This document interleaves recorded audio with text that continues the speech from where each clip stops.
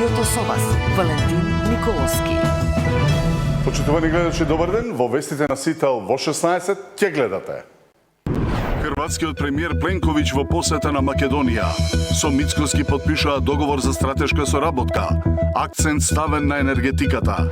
Украина не може да има привилегии пред Македонија и Западниот Балкан за евроинтеграциите, порача Пленковиќ. Македонија ќе продолжи со внатрешните реформи, а отстапки за уставни измени и македонскиот идентитет нема да има, порача Мицкоски. Бензините поскапуваат, дизелот со иста цена. Новиот напад на САД врзиран повторно ги качи цените на нафтата на берзите. Заемот од 260 милиони евра за буџетски потреби помина во собранието. За опозицијата заемот е земен под неповолни услови за крпење буџетски дупки. За мнозинството заемот е поволен и земен за капитални инвестиции и сервисирање тековни буџетски обврски. Највисоки казни и барање за одземање лиценца најави општина Центар за инвеститорот, изведувачот и надзорот на објектот, чиј иско предизвика голема опасност по објектите, штети на инфраструктура и возила. Од Сителовите репортери на теренот, Нина Аритоновска за посетата на хрватскиот премиер Андреј Пленковиќ.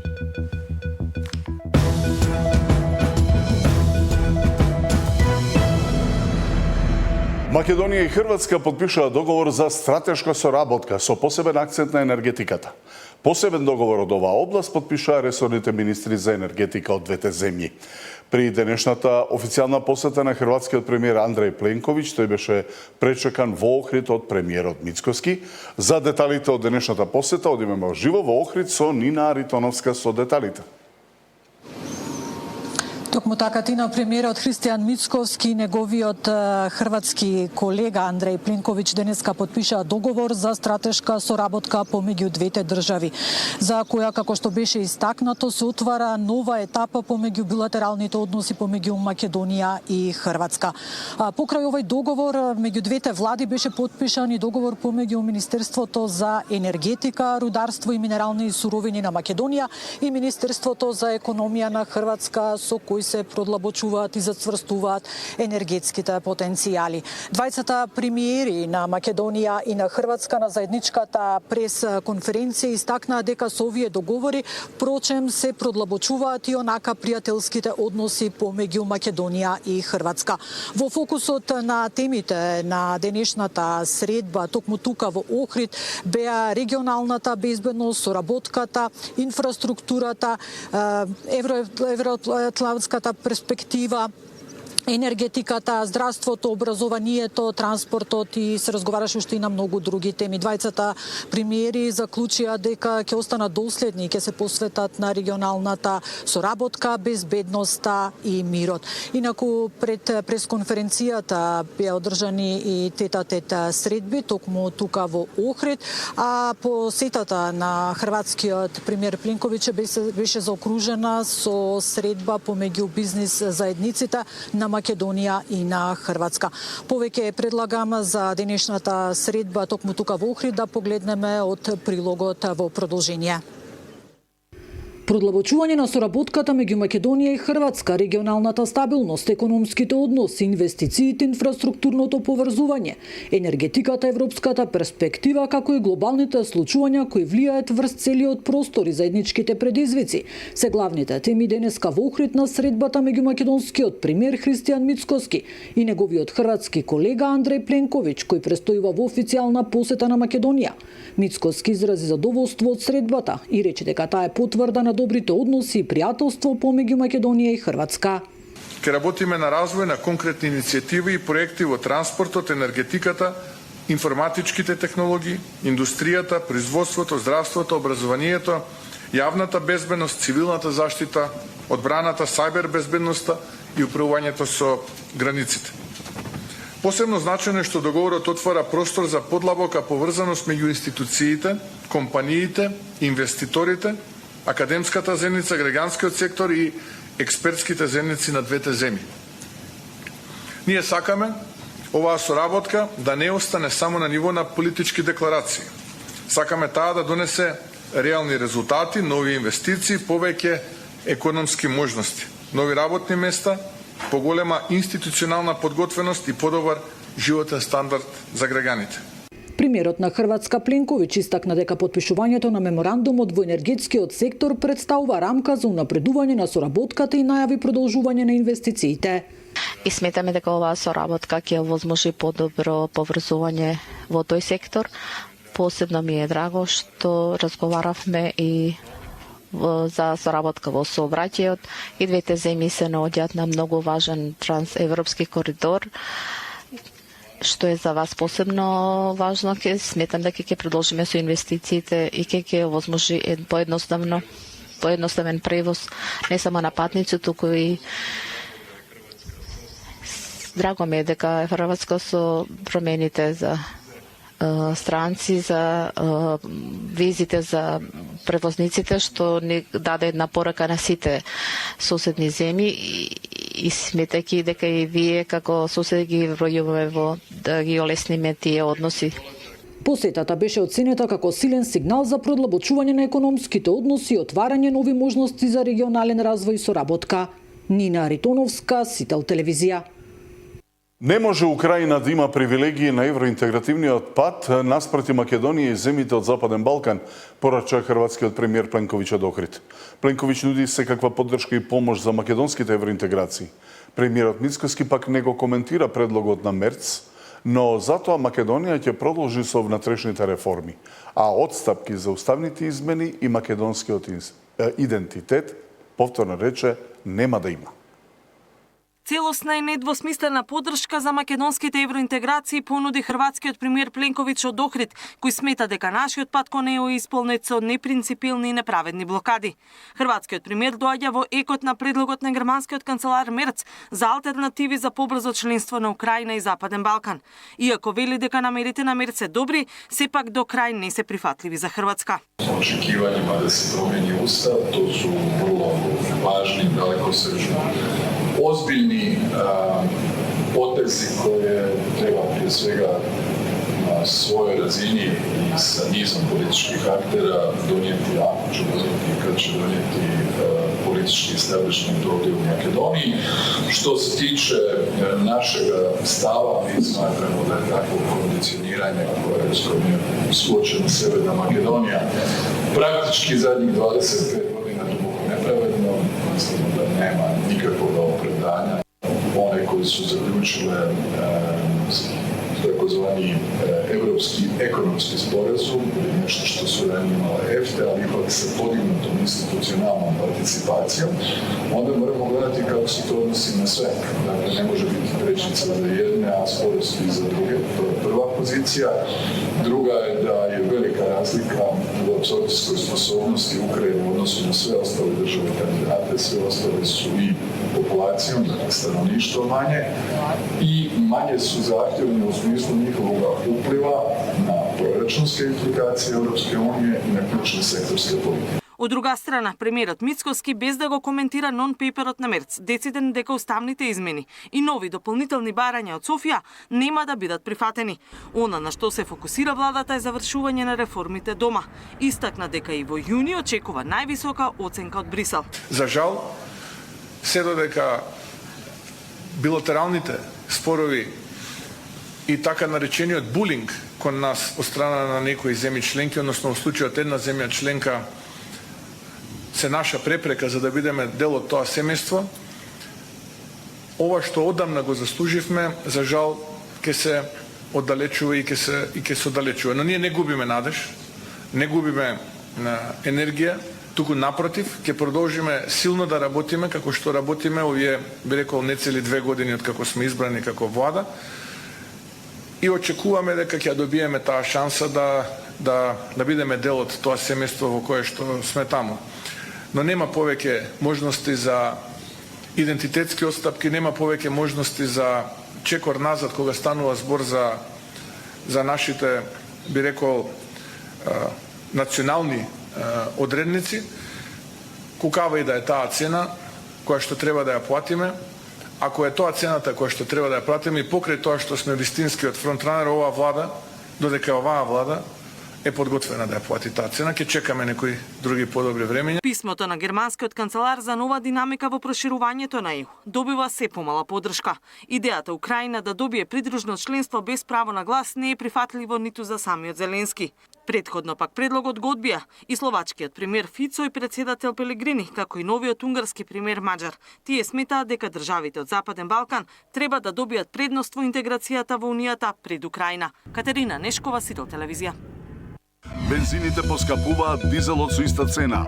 Новиот напад на САД врзиран повторно ги качи цените на нафтата на берзите. Заемот од 260 милиони евра за буџетски потреби помина во собранието. За опозицијата заемот е земен под неповолни услови за крпење буџетски дупки. За мнозинството заемот е поволен и земен за капитални инвестиции и сервисирање тековни буџетски обврски.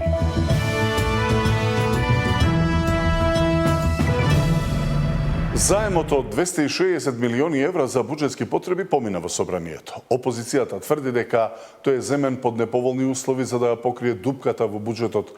Иако ја бойкотираа комисиската расправа, сепак опозицијските пратеници се појавија на пленарката. За власта заемот е за капитални инвестиции и сервисирање тековни буџетски обврски, а каматната стапка е поволна. Воедно на седницата помина и фискалната стратегија за периодот 27-31. Со 65 гласа за и 14 против, собранието даде зелено светло за новиот заем од 260 милиони евра. Парите ќе се користат за капитални инвестиции, сервисирање на обврски од буџетот, како и за враќање на стари долгови, меѓу кои еврообврзницата од 700 милиони евра, земена во 2020 година. Државата се задолжува кај конзорциум од 8 банки. Рокот на отплата е 7 години, со вклучен грејс период од 3 години. Опозицијската СДСМ, која не учествуваше на Комисијата за финансирање и буџет, денеска дебатираше од собраниската говорница. Пратеникот Битики предупреди дека со новиот кредит Македонија опасно се приближува до 61% долг од бруто домашниот производ. Ако економијата е толку силна, ние сме трета најдобра економија во Европа. Зошто се задолжувате? Праша Битики. Според него, каматата е многу висока и направи математика. Владата бараше 300 милиони евра од банките, а доби само 260 милиони евра и тоа со висока камата од 4,6%. Тоа значи дека странските банки немаат доверба во фискалниот капацитет и економските политики на владата на Мицкоски. Во зависност од конечниот распоред на отплата, државата би платила приближно меѓу 58 и 64 милиони евра само за камати. Јас ќе кажам дека каматата на овој заем, или сликовито да ви објаснам, е помало од вкупниот политички рейтинг на вашата партија, кој што за жал во овој момент е едноцифрен. Таа е каматната стапка. Зошто рейтингот на вашата политичка партија е едноцифрен? Тоа ќе си ги пресушате говорите кои што ги имавте тука, ќе си ги проследите политиките кои што ги имавте за 7-8 години и потоа ќе си одговорите на тоа прашање. Предходно на истата седница помина и фискалната стратегија 2027-2031. Според опозицијата, овој документ не нуди решенија за можни нови поскапувања и се потпира на нереални очекувања. Додека од Министерството за финансии вратија дека планот е скроен домакински од врвни експерти. Фискална одговорност и дисциплина. Планирање и користење на јавните средства во рамки на реални и на одржливи фискални можности. Постепеност и предвидливост или фискалната консолидација се спроведува фазно, без нагли ограничувања кои би можеле да предизвикаат економски шокови. Социјална правичност, заштита на најранливите категории на население од негативните ефекти на кризата и фискалните прилагодувања. Еден од најзагрижувачките показатели е ниската продуктивност на трудот, бидејќи нашата држава и понатаму останува меѓу најслабите економии во Европа според БДП по жител. И според податоците на Евростат, не на опозицијата, државата е далеку под просекот на Европската Унија со економска продуктивност, што не успева да генерира доволно високи плати и повисок животен стандард. Државата очекува поддршка на економската активност и од планот за раст на Европската Унија за Западен Балкан. Со последниот бран исплати, Македонија доби 65,7 милиони евра, најмногу во регионот. Мартин Арсов, Сител телевизија. Бензините од полноќ поскапуваат за половина денара, дизелот и натаму ќе се точи по старата цена од 92 денари за литар. На светските берзи повторно скокна цената на барел нафта, откако САД повторно го нападна Иран. За половина денар поскапуваат бензините од полноќ. Дизелот ќе се продава по стара цена, 92 денари за литар. Иако изменатата недела цената на нафтата на светските берзи бележеше пад за околу 7%, курсот на денарот во однос на доларот бил повисок, па затоа корекцијата на цените е нагоре, стои во одлуката на Регулаторната комисија за енергетика. Од Министерството за енергетика информира дека се уште се преговара со ОКТА за евентуално нов попуст за горивата. Во меѓувреме од денеска повторно Брент нафтата се доближува кон $100 за барел, по нападот на американските сили врз Јужен Иран. Неизвестноста за постигнување договор за крај на војната и отворањето на Ормудскиот теснец повторно изголемена, иако американскиот државен секретар Рубио очекува теснецот да биде отворен наскоро. The straits have to be open. They're going to be open one way or the other. So they need to be open. What's happening there is unlawful, it's illegal, it's unsustainable for the world, it's unacceptable. I don't know of any country in the world that does it. The Russians are not in favor of a tolling system. The Chinese are not in favor of a tolling system. I mean, there's no country in the world that's in favor of a tolling system except the regime in Iran. So that's not acceptable. That cannot happen. The straits need to be open, unimpeded, without tolls. And obviously that needs to happen immediately as soon as anything's agreed to. Смирување и пад на цената на нафтата штом заврши војната, вели дека ќе има и американскиот председател Трамп. Gas will go down. As soon as the war's over, it'll drop like a rock. There's so much of it. It's all over the place, sitting all over the oceans of the world. And it'll go down. But what won't happen is if Iran had a nuclear weapon and used it, then the whole world is a different place. You're not going to have to pay a little bit more for gasoline. The gasoline, the oil will go down rapidly as soon as the war is over. Полека се топат и залихите на нафта. Според Швајцарската инвестицијска банка UBS, во март и април залихите се намалени за 250 милиони барели, а до крајот на мај загубите може да достигнат до 1 милиарда барели нафта. Наташа Мерсовска, Сител телевизија. И кога сите очекуваа примирието помеѓу САД и Иран да продолжи до потпишување на мировниот договор, американските сили бомбардираа лансерни рампи во Јужен Иран и чамци за поставување подводни мини во Ормудскиот теснец. Иран се закани со одмазда за која вели дека има право, што повторно го доведува во прашање мирот на Блискиот Исток. Ерата на изградба на држави на Балканот е завршена, според новата стратегија на САД. Фокус се става на безбедноста, енергетиката и борбата против криминалот. Што значи тоа за Македонија? Каде ќе биде насочено стратешкото партнерство? Дали Вашингтон може да помогне во евроинтеграциите во моменти на нови идеи за проширувањето? Тема на денот со поранешниот амбасадор во САД и вице-премиер за евроинтеграции Васко Наумовски.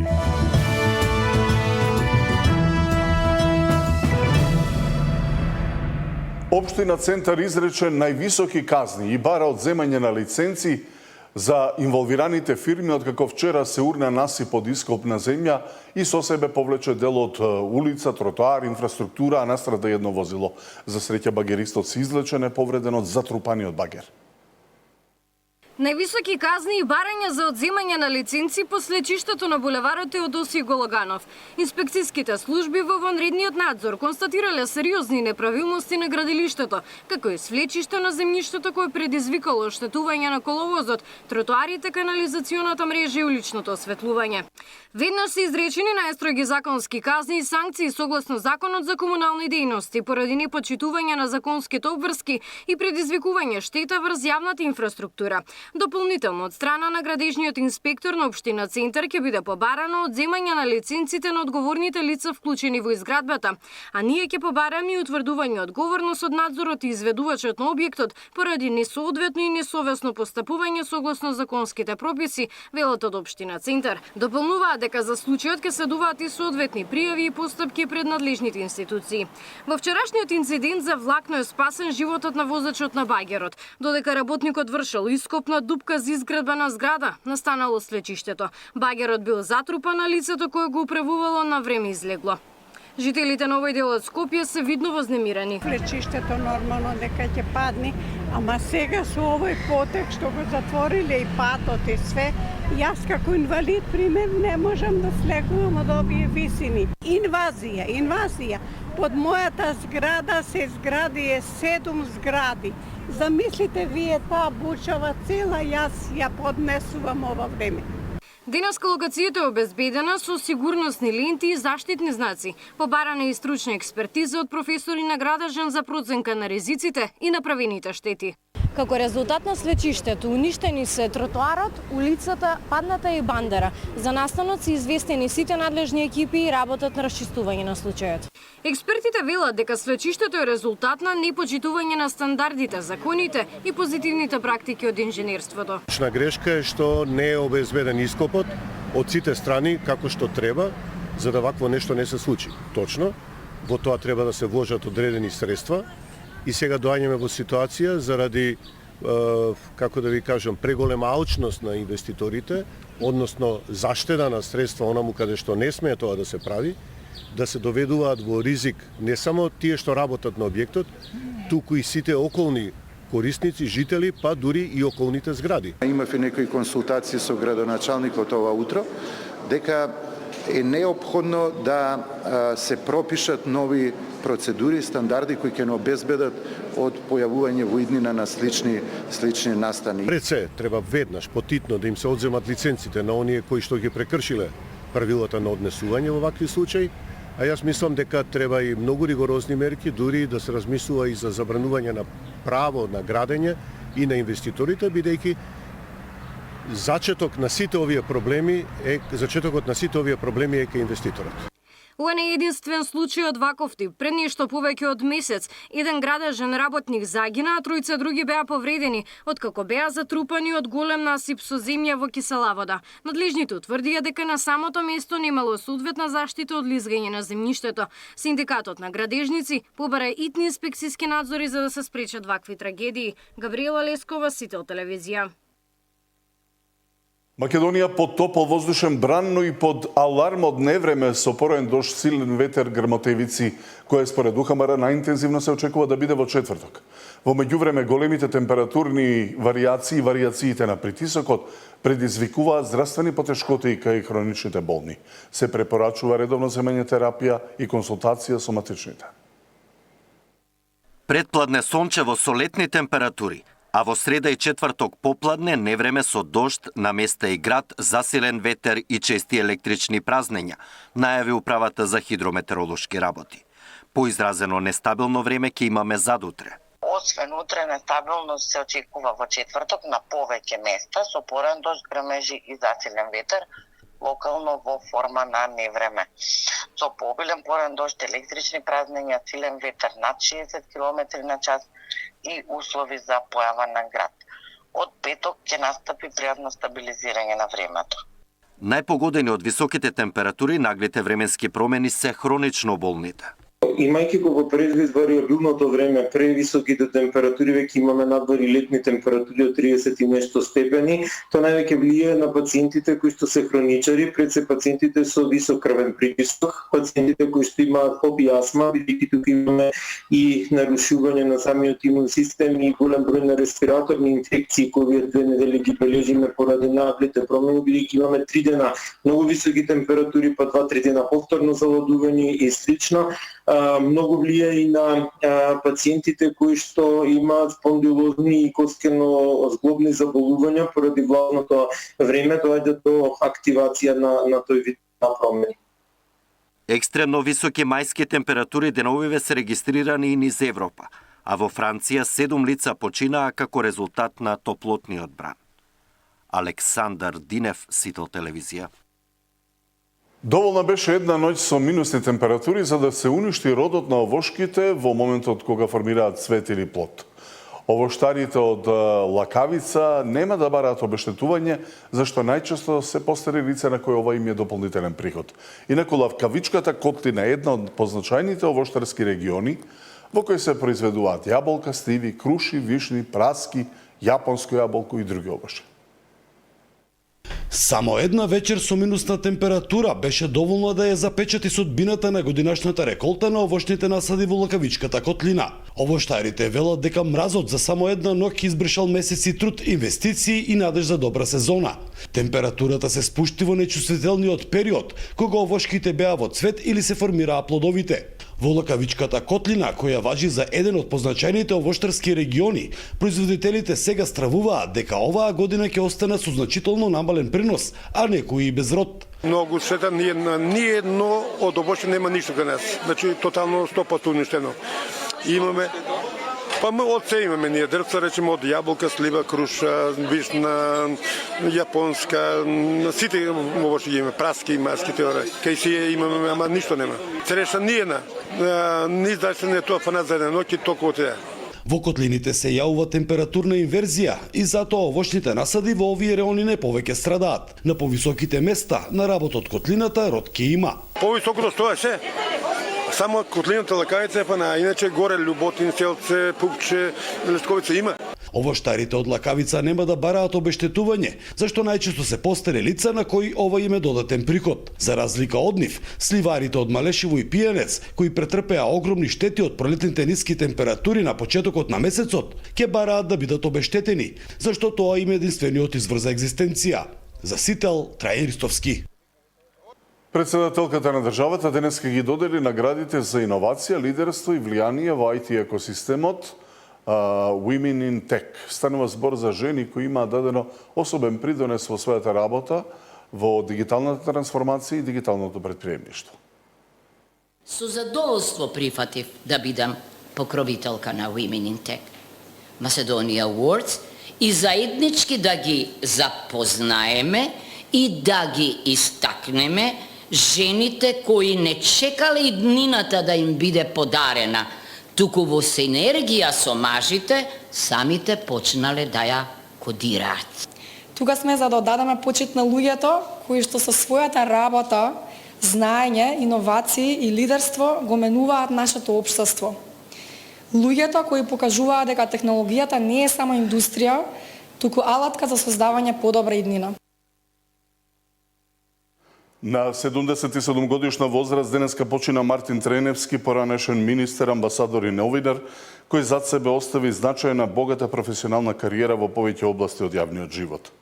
Треневски е роден 1949 година во Скопје, а својот професионален пат го започна во новинарството. Работеше како новинар во Скопје, пошто кариерата ја продолжи во агенцијата Тању, каде беше дописник од Австралија и Јужниот Пацифик.